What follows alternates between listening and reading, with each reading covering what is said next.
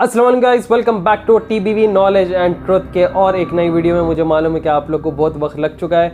मैं Saudi Arabia गया हुआ था उम्रा ट्रिप के लिए और कुछ काम के लिए, और अब वापस आया तो आज एक ज़बरदस्त आपके आगे वीडियो लेके आया हूँ जो कि इंडिया के फेमस रॉबरीज। जी हाँ, चोर मचाई शोर। तो ये कुछ ऐसे चोर है जो आप मनी हाइस्ट देखते होंगे ना नेटफ्लिक्स वगैरह पे। ये रियल लाइफ इंस्टेंसेस है, ये कोई एक्शन मूवी नहीं है। तो यहाँ पे जो अलग अलग किस्म के रॉबरीज की गए, कोई धूम मूवी को देख के, कोई अक्षय कुमार की मूवी वाला सीन, मतलब ऐसे चीज़ों हैं कि एक एक चोरी पे एक एक मूवी बन सकती। तो आइए इस वीडियो में हम देखते हैं कि आखिरकार इंडिया में कुछ अजूबे रॉबरीज जो आपके होश उड़ा देंगे। अब धूम मूवी में आप देखते होंगे स्पोर्ट्स बाइक्स पे जाते, चुराते करते, एक ट्रक में चढ़ा देते अपनी गाड़ी।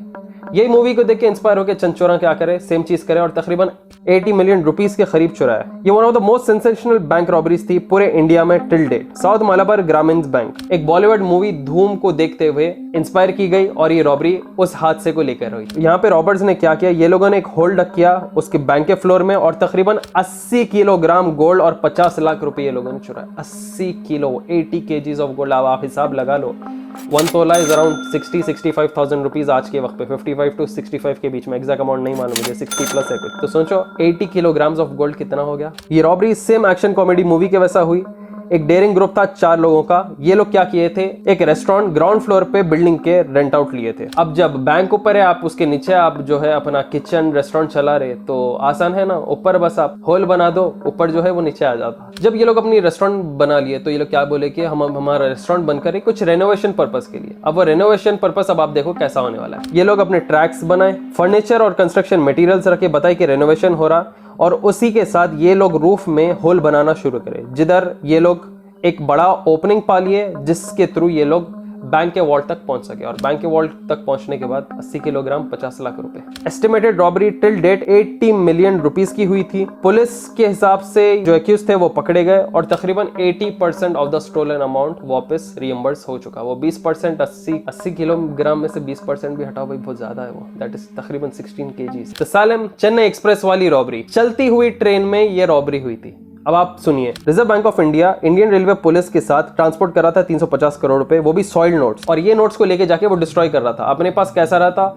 जो ओवर यूज नोट्स रहते उनको लेके जाके डिस्ट्रॉय करते, फिर नए नोट छापते रहते ताकि उनकी वैल्यू रहे और जो है पेपर नोट्स आपके वॉलेट में गल ना जाए। 2 कैरेज फिल किए हुए गए थे नोट से और एक बोगी में पूरे आरबीआई ऑफिशियल्स और रेलवे पुलिस थी। रॉबरी की गैंग क्या करती है, छत पर से ये वो पर्टिकुलर कोच में सुरंग बनाती है, नीचे से नहीं ऊपर से छत पे से सुरंग बनाती है गैस बर्नर की मदद से, और वहां से सॉलिड कैश चुराती है तकरीबन 5.5 करोड़ तक। बेचारों की किस्मत इतनी बुरी थी क्योंकि इसके चंद दिन बाद ही पीएम नरेंद्र मोदी जो है डिमोनेटाइजेशन डिक्लेयर कर दिए थे। तो ये लोगों ने क्या किया, ये लोग लेटर ऑन पकड़े गए 2 साल के बाद, जिसमें पुलिस वालों ने तकरीबन 7 मेंबर्स इस गैंग के पकड़े थे। इन्वेस्टिगेशन करने के बाद ये पता चला कि वो 5.5 करोड़ में से ये लोगों ने इमूवेबल प्रॉपर्टीज खरीदी तकरीबन 1.8 करोड़ की, और बोले कि जो बाकी के पैसे थे अब हम वो कहीं छुपा नहीं सकते थे, कुछ नहीं कर सकते थे, डिमोनेटाइजेशन हो गया ना, तो हम उसे जला के फेंक दिए।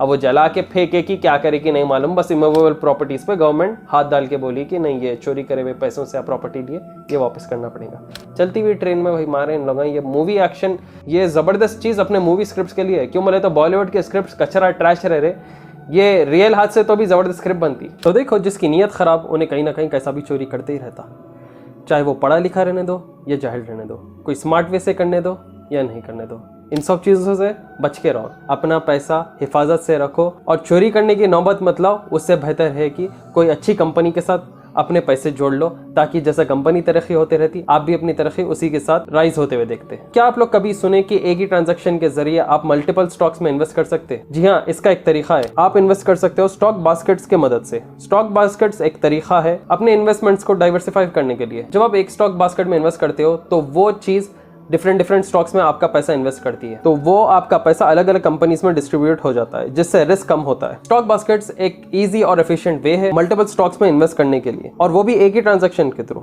अब ये सुनने के बाद अगर आप स्टॉक बास्केट में इन्वेस्टमेंट करना चाहते हो और उसके लिए गाइडेंस लेना चाहते हो, तो मैं आपको बताना चाहूंगा मोतीलाल ओसवाल के बारे में, जो कि एक trusted name financial services industry में है, और उनकी रिसर्च एनालिसिस टीम आपको प्रोवाइड करती है इनसाइट्स, वो भी डिफरेंट स्टॉक बास्केट्स पे और इन्वेस्टमेंट्स पर। मोतीलाल ओसवाल के पास यूजर फ्रेंडली ट्रेडिंग प्लेटफॉर्म है और टूल्स भी, जो कि आपको मदद करेगा स्टॉक बास्केट में इन्वेस्टमेंट करने के लिए और उन्हें मैनेज करने के लिए, और तो और प्रॉफिटेबल डिसीजंस लेने पर भी। इनके प्लेटफॉर्म पे आपको मिलेगा real time data, stock basket research reports और पर्सनलाइज्ड गाइडेंस जो आपको हेल्प करती है इन्फॉर्म्ड डिसीजंस लेने में। स्टॉक्स में इन्वेस्ट करना चाहते हो अच्छे गाइडेंस के साथ, Motilal Oswal will guide you with the best guidance। इनका लिंक आपको मिल जाएगा नीचे डिस्क्रिप्शन में। Go check it out now। Investment in securities market are subject to market risks. Read all the related documents carefully before investing.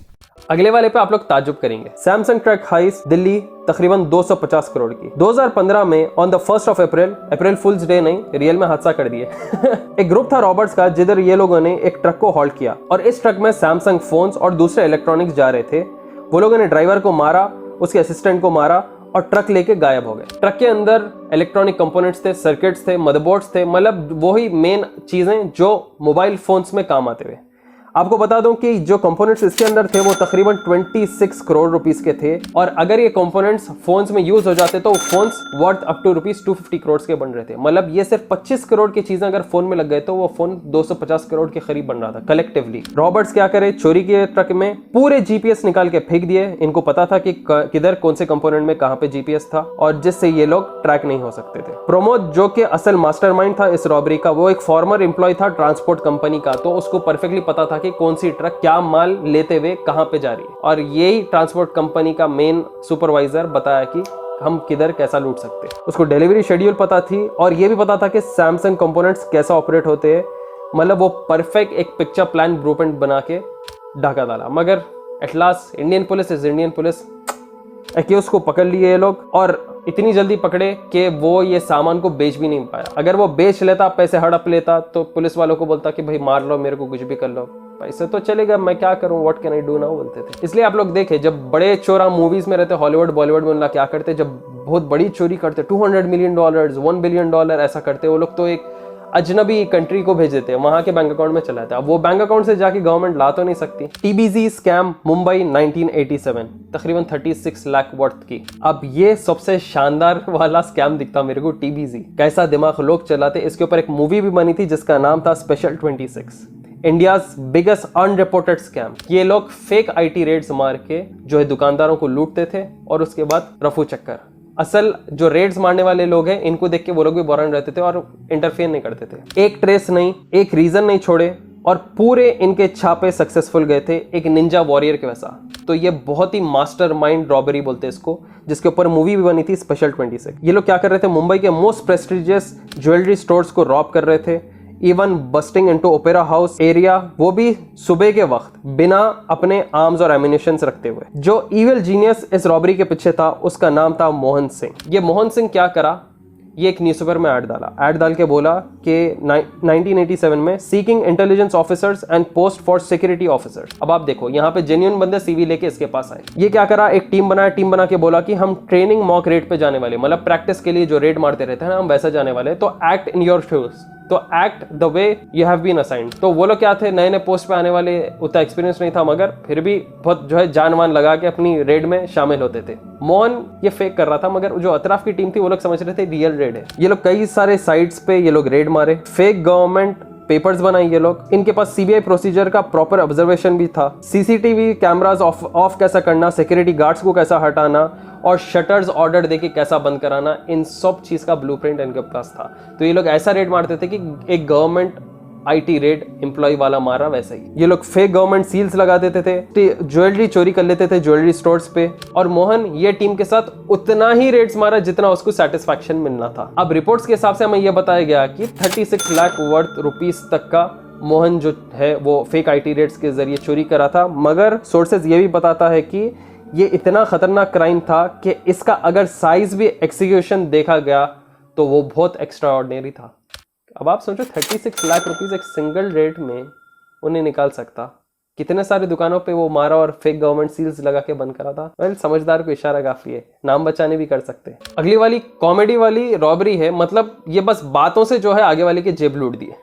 इसका नाम है Mithilesh Kumar Srivastava aka Natwarlal. Natwarlal India का most notorious robbery किया था और टाइम्स ने इसे रैंक किया as the India's best con man. Natwarlal 3 बार ताजमहल बेचा और गवर्नमेंट पार्लियामेंट को बेचा, वो भी सिटिंग वहां पे एमपीज के साथ। वाह भाई वाह। नटवरलाल शुरुआत में एक लॉयर था जो कि फोर्स सिग्नेचर्स में माहिर था। फोर्स सिग्नेचर्स मतलब जो फेक सिग्नेचर्स मारते हैं ना, एग्जैक्ट कॉपी करते, चीटिंग करते, देखो वो सिग्नेचर्स में ये माहिर था और इसी के साथ ये वर्ल्ड ऑफ क्राइम में घुसा था। इसके पीछे पुलिस पड़ी हुई थी तकरीबन 8 स्टेट्स की और 100 पुलिस चार्जेस लगे हुए थे इसके खिलाफ। इतना ही नहीं, ये 9 बार अरेस्ट भी हो चुका था मगर फिर बाहर आ जा रहा था क्योंकि लॉयर था, इसको मालूम था कि लूपहोल्स कहां पे। एक जमाने में जब साइबर सिक्योरिटी नहीं थी, आप फेक पेपर्स बना रहे थे, फोर्स सिग्नेचर्स कर रहे थे आप, तो आपको आगे वाले को बेवकूफ बनाना बस चुटकी वाला सीन था। क्यों बोले तो पहले के जमाने के लोग क्या करते थे, डॉक्यूमेंटेशन पेपर्स वगैरह देखते थे। अब वो टाइम पे तो इतना साइबर वाला सीन नहीं था ना, IT वाला सीन नहीं था कि ऑनलाइन कंप्यूटर पे जाके आप देख सके। और ये लॉयर रहते हुए, ये चीज में माहिर रहते हुए, ये बहुत सारी चीजें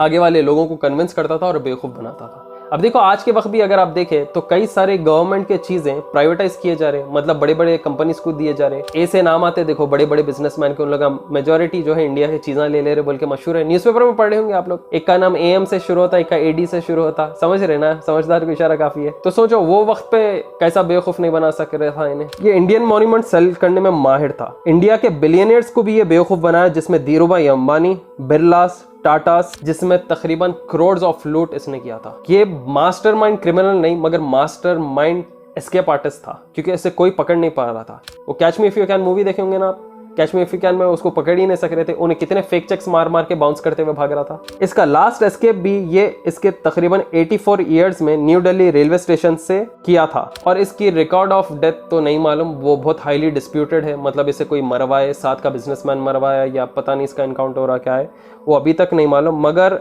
इसे टिल डेट इंडिया का one of the most smoothest criminal कहा जाता है। तेलगी स्कैम, तकरीबन 20,000 करोड़ रुपए का स्कैम। कैसे? अब्दुल करीम तेलगी एक इंडियन काउंटरफीटर, ये पैसे बनाता था printing counterfeit government of India के स्टैम्प पेपर्स बनाते हुए, मतलब एक तरीके से जाली पेपर्स बोल सकते हैं ना, वो भी गवर्नमेंट के ये जाली पेपर्स बना रहा था। ये कॉन आर्टिस्ट जो है पूरे नेशन को हिला के रख दिया था इसके आर्ट ऑफ फोर्जरी के साथ, जिसमें printing duplication of stamp papers था। मतलब जमीन के पेपर्स भी आजकल कैसा फोर्जरी होते रहती, जमीन के पेपर्स कैसा फेक बनते रहते, वैसे ही इसका स्कैम तकरीबन 12 स्टेट्स में था with an estimated amount of 20,000 crore rupees और उससे भी ज्यादा। रिपोर्ट्स कहते हैं कि इसके साथ कई सारे करप्ट पॉलिटिशियंस भी मिले हुए थे, ब्यूरोक्रेट्स भी मिले थे, मगर ये पॉलिटिशियन ब्यूरोक्रेट्स इसके स्कैम्स को भी खोले थे। तेलगी जेल किया गया था मर्ग पुलिस स्टेशन में साउथ मुंबई में एक छोटे चोरी के लिए 1999 में। वहां पे जब ये कस्टडी में था तो ये तेलगी राम रतन सोनी से मिलता है, जो कि एक गवर्नमेंट स्टैम्प वेंडर ऑपरेटर था और वो भी कोलकाता का। तो इसकी दिमाग और इसकी चोरी, वो गवर्नमेंट स्टैम्प पेपर बनाने वाले बंदे के साथ मिलके ये क्या करा, बहुत बड़े कांड किया, जिससे तकरीबन 20,000 plus crore rupees of scam ये तकरीबन 12 स्टेट्स में किया मिलाकर। तेलगी के पास तकरीबन 36 प्रॉपर्टीज थे और 100 बैंक अकाउंट्स 18 मेजर सिटीज में। उसका बिजनेस बहुत बढ़ते गया, अलग अलग शहर में लोगों को ये क्या करता था, धोखा देता था, बुलवाता था और फेक स्टैम्प पेपर्स बेच बेच के दुनिया के लाखों करोड़ों रुपए कमाए। अब सोचो इसके पास से जो पेपर्स फेक स्टैम्प्स ले रहे थे उन लाख कितने नहीं कमाए होंगे। Cash in transit van heist 22.5 crore rupees की रॉबरी की गई थी। इसे कहते हैं दिल्ली का बिगेस्ट हाइस्ट, जिधर एक ड्राइवर एक्सिस बैंक का कैश वैन डिप्लॉय कर रहा था ATMs रिफिल करने के लिए और तकरीबन 22.5 करोड़ रुपीस कैश लेके जा रहा था ऑन द डेट 24 नवंबर 2015। ये जो कैश वाली वैन थी ये ट्रांसपोर्ट कर रही थी पैसों को विकासपुरी ब्रांच में। अब क्या हुआ बोले तो ये जो वैन में गार्ड्स वगैरह थे उन लोग थोड़ा वॉशरूम ब्रेक के लिए नीचे उतरे, उन लोग थोड़ा नीचे उतर के वॉशरूम ब्रेक के लिए गए, क्या ये ड्राइवर जो है फौरी गाड़ी भगाया और निकल पड़ा, जिसमें इसके पास तकरीबन 22.5 करोड़ रुपीस का कैश था। ये ड्राइवर क्या करा, नए नए कपड़े खरीदा, वॉचेस खरीदा लग्जरी। लेटर ऑन इसे पुलिस पकड़ लेती। अब ड्राइवर कहाँ भागेगा भाई उतना कैश रख लेके। पुलिस पकड़ी इसको और ड्राइवर का नाम था प्रदीप शुक्ला। अब आप सोचो 22.5 करोड़ रुपीस में कितने पैसे बचे हुए थे होंगे, इन्हें कितने उड़ाया होंगे। सिर्फ 11,500 रुपए बचे हुए थे और एक वेयर हाउस में ये पड़ा हुआ मिला खाली, सो रहा था। उन्हें पुलिस वाले आके उठो बाबा, ट्विंकल ट्विंकल लिटिल स्टार नहीं, चलो बाबा अंदर, सुपरस्टार तुम्हारे को बनाएंगे बोल के इसको लेके गए ससुराल में। उसके बाद मालूम आपको फिर क्या होता, ससुराल में बहुत जबरदस्त मिठाई दी जाती, बिरयानी दी जाता, उसको वैसे दिया गया, खाली 11,500 रुपीज इसके पास से मिल पाए। बाकी के इतने करोड़ों रुपए ना क्या करे भाई साहब, आज तक नहीं मालूम। पंजाब नेशनल बैंक की 100 करोड़ रुपए की चोरी। एक डेयरिंग हाइस्ट में चोर जो है 125 फीट लॉन्ग टनल सोनापेट डिस्ट्रिक्ट के बैंक में खोदते हैं और तकरीबन यहाँ पर ये लोगों ने 77 लॉकर्स तोड़कर उसके अंदर से कीमती चीजें चुराए थे, जिसमें कैश, ज्वेलरी और दूसरे वैल्यूएबल्स थे। 4 लोगों ने मिलकर तकरीबन 100 करोड़ वर्थ ऑफ रुपीस का डाका डाला था। ये लोग क्या करे, एक नजदीक घर लिए बैंक के, वो घर के नीचे से ये लोग डिग करते हुए पूरा उस बैंक के नीचे तक गए और फिर उसके बाद एंट्री लिए। और आप लोग को बता दूं कि जितने भी स्टोरीज मैं आप लोग को बोलूंगा बैंक के बारे में आगे, तकरीबन जब बैंक को मेजर हॉलीडेज मिलते हैं, मतलब फॉर एग्जांपल 2 दिन 3 दिन 4 दिन के जब हॉलीडेज बैंक को मिल रहे थे, जब ये चोरियां हुए सोए। अब आखिरकार इंडियन पुलिस तो पुलिस है भाई, कोई भी बिल में जाके छुपो कैसा भी निकालती, ये खास बात है अपने इंडियन पुलिस की। थोड़े दिन के बाद पुलिस अरेस्ट कर लेती है ये 3 चोरों को। अब आप बोल रहे होंगे भाई 3 चोर कैसा, अभी तुम बोले 4 चोर। जो मेन मास्टरमाइंड था उसकी खाली बॉडी मिली सो है। पुलिस ने बताया कि बैंक अथॉरिटीज की बहुत बड़ी गलती थी, ये लोगों ने एक सही जगह नहीं ली लॉकर्स को रखने के लिए, नॉर्मल सा बेकारी का ऑर्डिनरी सीमेंट फ्लोर लगाया, जिसकी वजह से चोरों ने आसानी से पंचर किया और बस अपनी एंट्री ले ली। तो होप आप लोग को वीडियो पसंद आओ, ज्यादा से ज्यादा शेयर करिए इसे व्हाट्सएप, फेसबुक और इंस्टाग्राम पे, और नए नए वीडियोस के साथ हम आपके आगे आते रहेंगे। प्लीज कमेंट सेक्शन में बताएं क्या आप वीडियोस कैसे टाइप के और क्या देखना पसंद करेंगे, हम उसके ऊपर वर्कआउट करेंगे। मिलते जल्द एक नई वीडियो के साथ, दुआ में याद रखें। Till then take care, see you soon, सलाम अलैकुम।